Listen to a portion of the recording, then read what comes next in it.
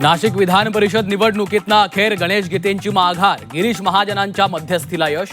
मात्र गोकुळ गीते निवडणूक लढवण्यावर ठाम. नाशिकमध्ये राष्ट्रवादीचे बंडखोर गोरख बोडके अर्ज मागे घेणार. अर्ज मागे घेण्यासाठी बोडके जिल्हाधिकारी कार्यालयात दाखल. अपक्ष विष्णू म्हैस धुणेही अर्ज घेणार मागे. पुण्यात सुनील टिंगरेंची माघार. राष्ट्रवादीकडून विक्रम काकडे अधिकृत उमेदवार. अहिल्यानगरमध्ये बंडखोर करण ससाणे नॉट रिचेबल असल्यानं महाविकास आघाडीचं टेन्शन वाढलं. महाविकास आघाडीत एकमत न झाल्यानं करण ससाणे अपक्ष म्हणून निवडणुकीच्या रिंगणात. जळगावात बंडखोर रेश्मा काळे सहलीवर अर्ज माघारी घेण्याच्या दिवशी देवदर्शन. भाजपच्या नंदकिशोर महाजनांना काळेंचं आव्हान. बंडखोरी शमवण्यासाठी गिरीश महाजन जळगावात. ठाणे विधान परिषदेची निवडणूक बिनविरोध होणार. महायुतीचे रवींद्र फाटक बिनविरोध निवडून येणार. महाविकास आघाडीचे उमेदवार अभिजित पवारांची माघार. आमदार बिनविरोध निवडून येण्याची पहिलीच वेळ.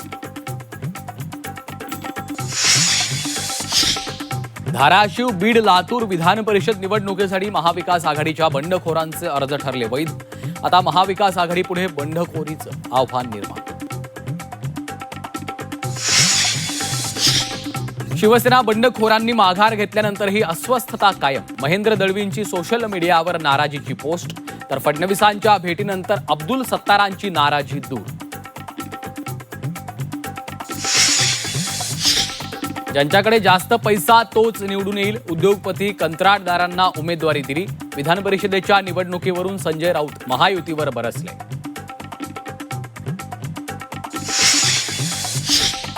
बारामतीत राष्ट्रवादी शरदचंद्र पवार पक्ष आक्रमक. कांदा प्रश्न, महागाई, इंधन दरवाढी विरोधात आंदोलन. योगेंद्र पवारांच्या नेतृत्वात आंदोलन.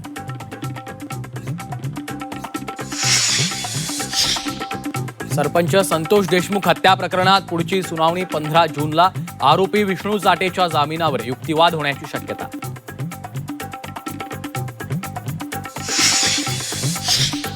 पुणे विषारी दारू प्रकरणी आरोपीच्या घरावर कारवाई. आरोपी कर्नल सिंग बिरखाचं घर जमीनदोस्त.